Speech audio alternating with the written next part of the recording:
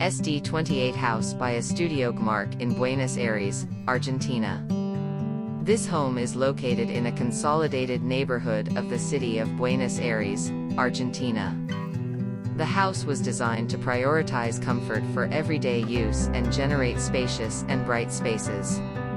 At a morphological level, the house comprises two superimposed volumes in which subtraction operations are carried out to generate interior patios and articulate the different spaces. These patios provide lighting and ventilation to the interior while giving the house an indoor-outdoor feel. The house was designed in such a way that the lot could be subdivided in the future if the owners wanted to.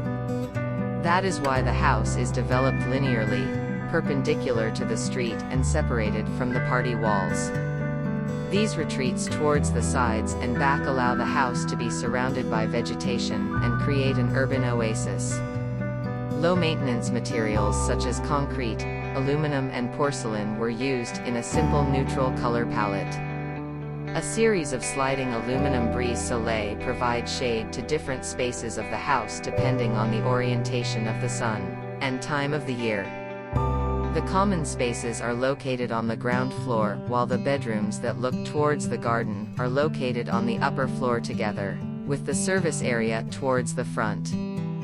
Security and privacy were a priority for the owners, so the front facade is protected from exposure to the street by a large gate.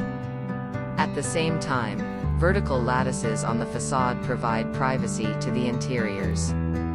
These decisions give the house a pure and minimalist language, closed towards the front but open towards the back and sides.